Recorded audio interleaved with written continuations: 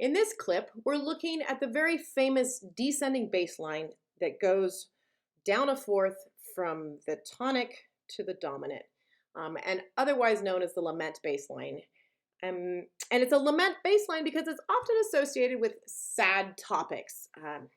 And we see this sad topic association from the beginning of the Baroque era in the 1600s all the way through pop music today.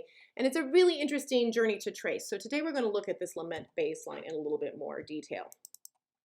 So since the Baroque era in the 1600s, the repeating minor mode bass line descending stepwise down from the tonic to the dominant, down the interval of a fourth, has been associated with themes of loss and sadness.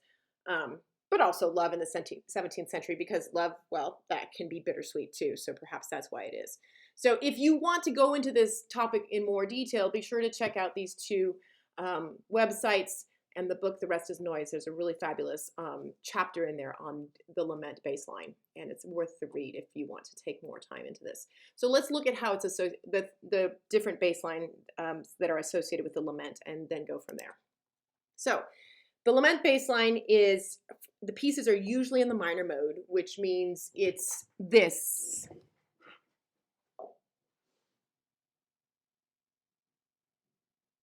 Rather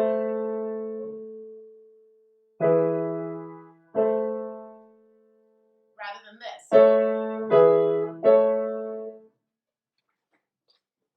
So it's a very sweet sound. And for us, we tend to associate it with something contemplative. And if there's a sad topic, it seems sarcastic to put it in major mode. It's typically it's going to be in minor. So there's several variations of the bass line. Probably the most famous from the Western art music is the descending chromatic lament bass line that goes from the tonic to the dominant, but it moves by half step. And chromatic just means that you're adding extra sharps and flats to the key. So here is that bass line.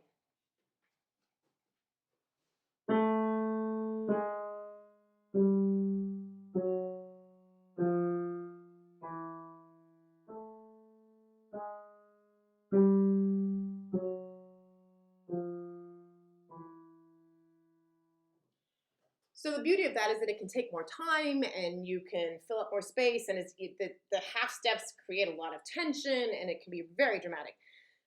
The other one that we see a lot in Western art music is the tetrachord going down by step. It's diatonic. It means that it fits within the key and there's no added accidentals, and it's just straightforward.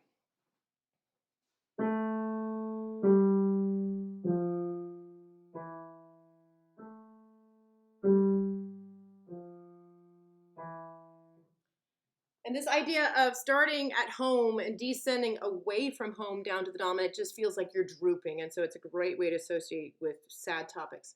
Now, we get to the 20th century and pop musicians say, that's cool, but now I'm going to add one accidental. And this one accidental, along with some rhythm, turns it into a pop bass line. And here's the one most frequently used in pop music.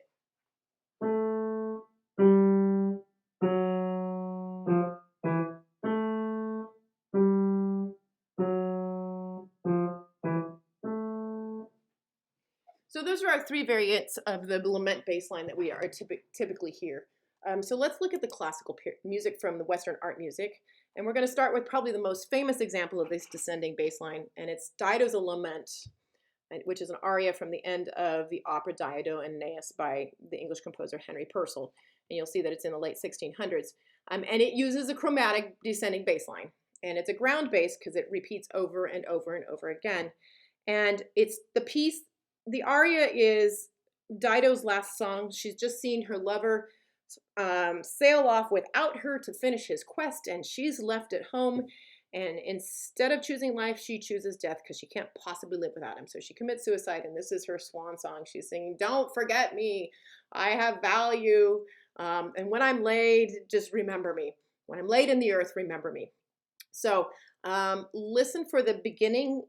The cello starts with this chromatic descending bass line, and then it continues playing, repeating that same bass line over and over and over again until the piece is finally finished.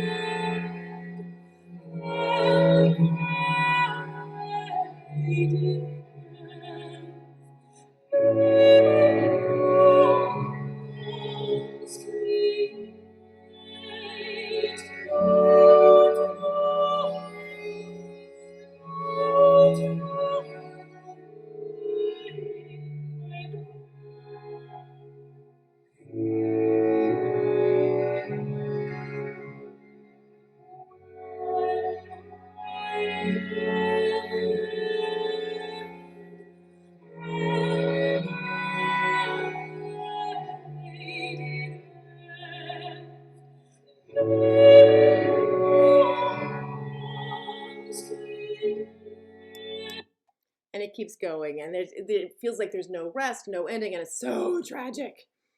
So the next place we hear it in classical music is another place that we hear it. And there's several arias by Vivaldi and Bach that have that same bass line and are about death and sadness and loss. But we'll look at 32 Variations in C minor by Beethoven. And if you listen to the bass line of the theme, and it keeps going from there, it uses the same descending chromatic bass line. Now, because it's just straight up 32 variations and there are no lyrics, it's not particularly associated with sadness, but you can hear the connotations because people at the time would have heard these songs that were laments, and so they were able to grab that sad idea. So here's the 32 variations.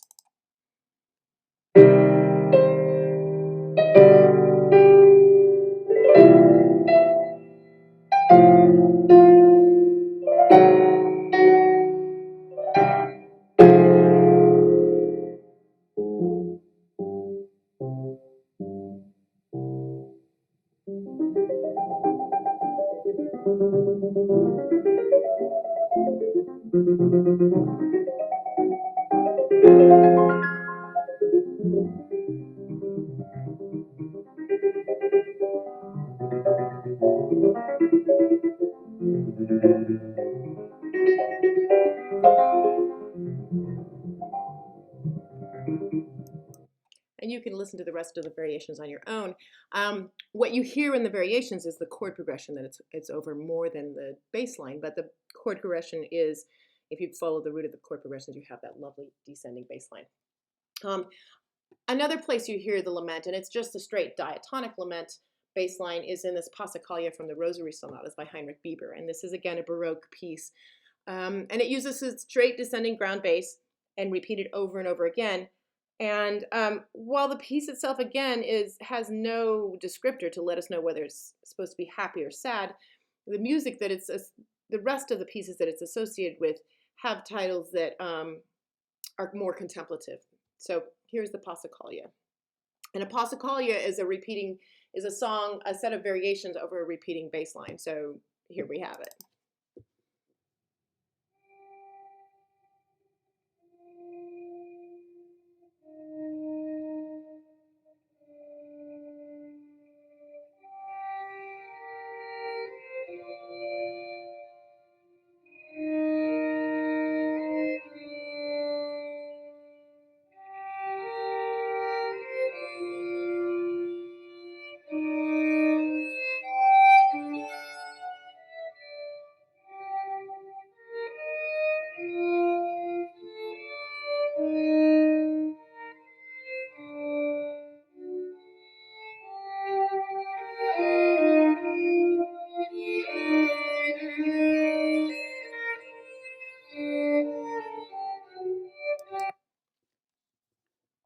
This use of the repeating ground bass is much more similar to the pop use, which is a more frequent repetition than, say, in the Dido's Lament or the 32 Variations, which has a lot more notes to get through. So let's look at it in pop and see if there is actually an association with that. So the pop bass line is like the last Passacaglia bass line, but we're going to add one more note, and it's the one that we played for you earlier. So we'll start with Babe, I'm Gonna Leave You by Led Zeppelin. And again, the topic has kind of a negative connotation. Like, I'm gonna leave you. That doesn't seem like a good thing. Now the lyrics are kind of, ambivalent as to whether he's actually gonna leave her or not, but here it is.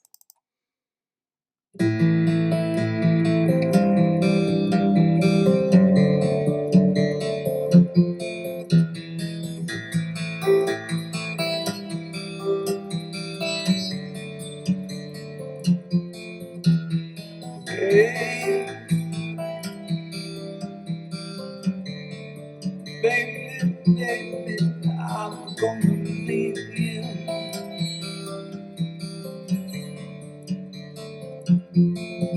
I said. And it goes on from there. But again, you hear that repeating bass line, the chromatic bass line, and it's so sad he's gonna leave her. The next one is Dead Leaves in a Dirty Ground by White Stripes. Dead Leaves in a Dirty Ground doesn't sound like a very happy topic either. And if you read the lyrics, it isn't particularly positive or uplifting. So this is the White Stripes one. And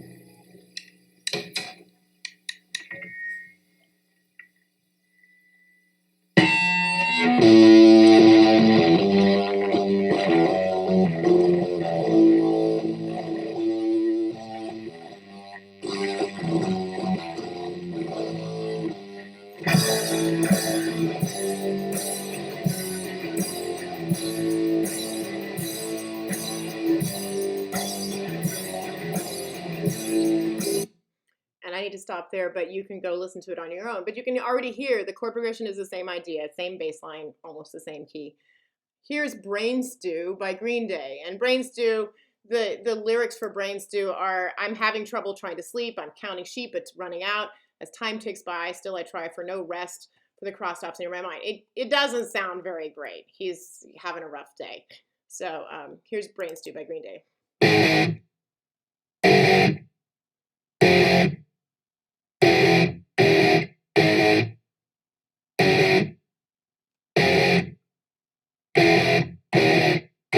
I'm having trouble trying to sleep. I'm counting sheep but running out. As time ticks by, still I try. No rest for cross stops in my mind. On my own, here we go. And it goes on from there. But again, it sounds like he's having a really rough day. Let's look at While My Guitar Gently Weeps by the Beatles. Again, it's a gently weeping guitar. That doesn't sound good.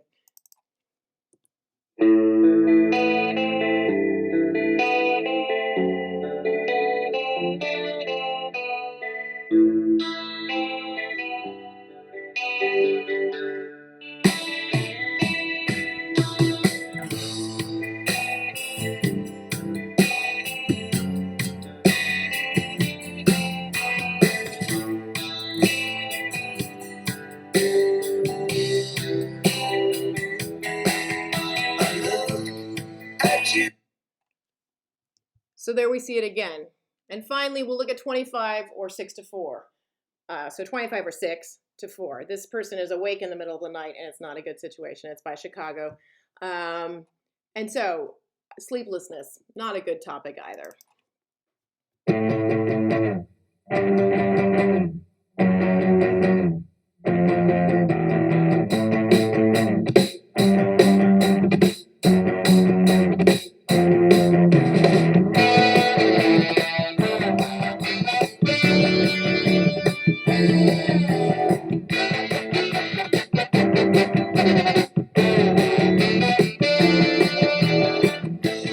Waiting for the break of day.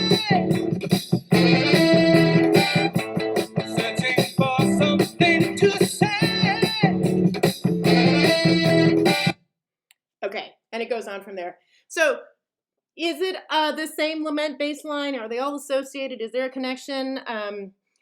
You'll have to decide for yourself, but I think it's really fascinating that the Baroque period and the pop period have these things in common, where you have this descending bass line that's depressed in the 1600s and it's still depressed in the 20th century. So as you go to listen to pop music, listen, is it still around? Is it something that, you know, these are all classic musicians. So is it something that's still being used in the 21st century?